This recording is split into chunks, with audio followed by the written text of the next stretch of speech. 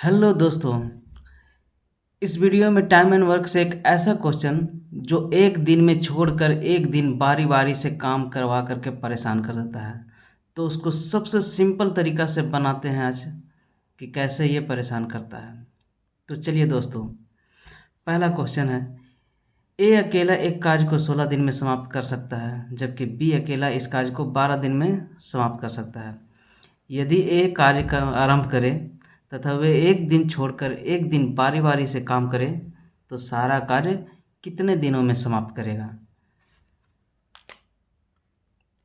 ए ने 16 दिन काम किया, वो 16 दिन में कर सकता है।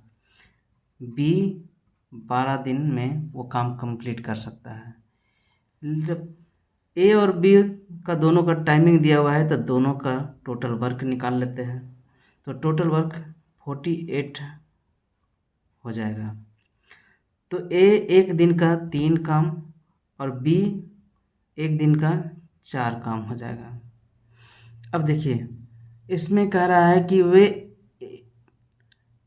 एक कार्य पहले आरंभ करें और एक दिन छोड़कर एक दिन बारी बारी से काम करें।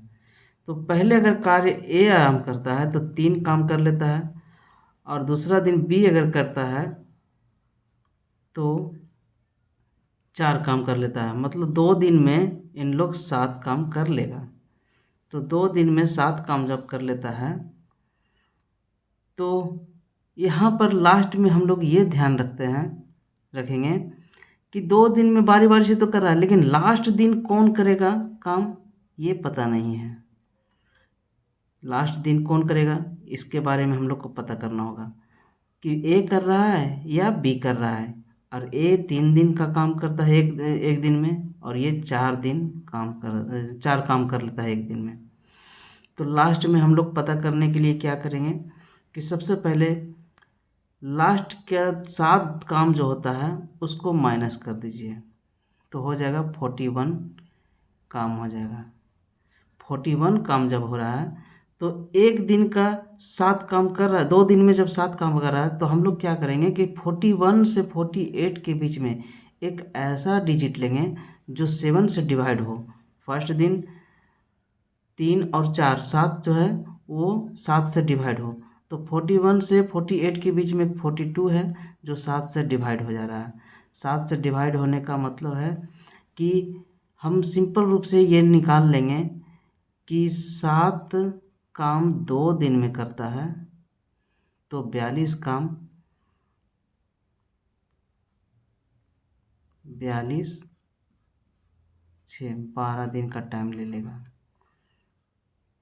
तो 42 काम को करने के लिए 12 दिन का टाइम लिया। फिर उसके बाद ए लगेगा, ए अगर उस काम को फिर करेगा तो एक दिन और टाइम ले लेगा, और वो 3 काम कर लेगा। तो 3 काम 45 काम हो गया।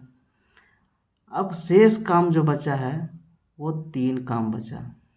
टोटल 48 था और 45 काम 45 काम कर लिया, तो बचा 3 काम।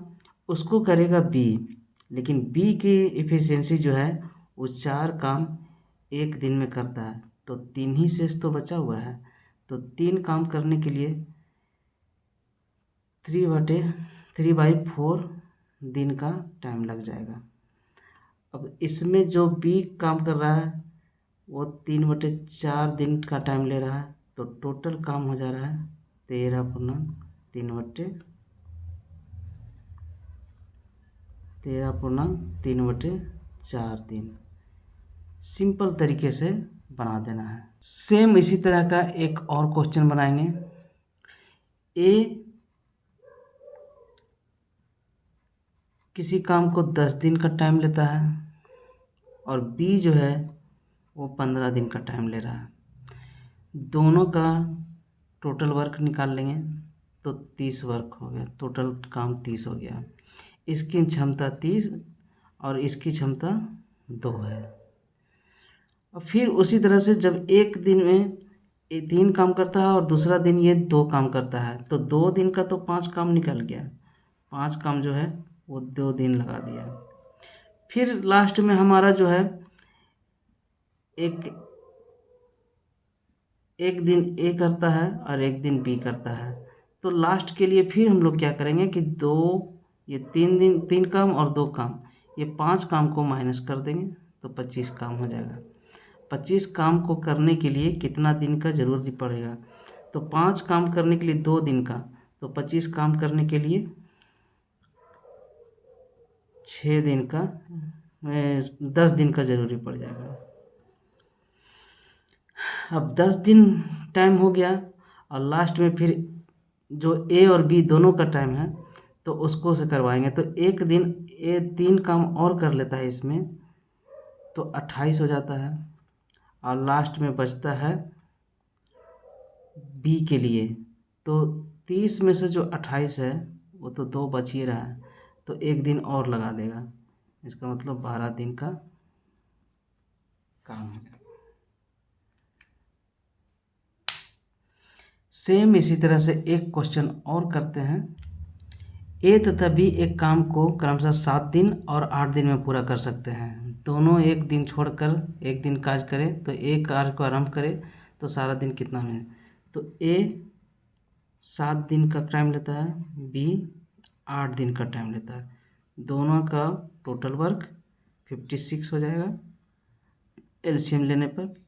ये एक दिन का काम 8 हो जाएगा और इसका 7 हो जाएगा।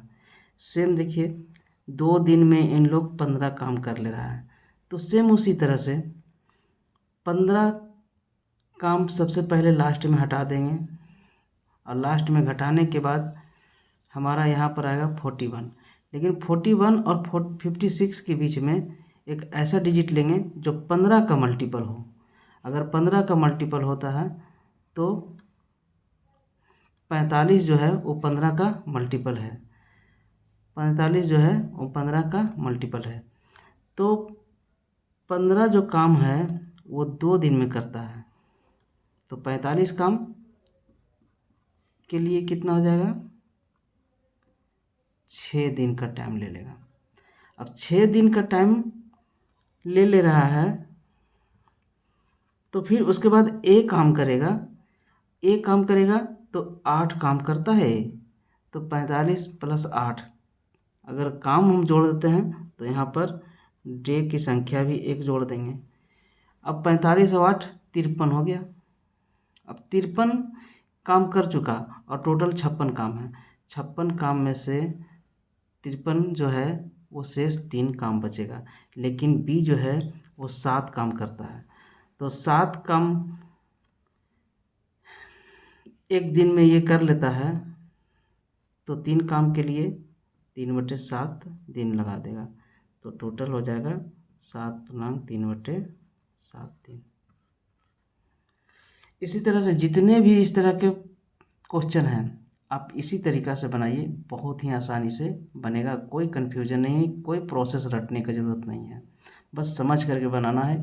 ये 2 सेकंड में है, बस आपको समझाने के लिए इतना टाइम लगा, 2 सेकंड से ज़्यादा टाइम नहीं लगेगा। Thank you.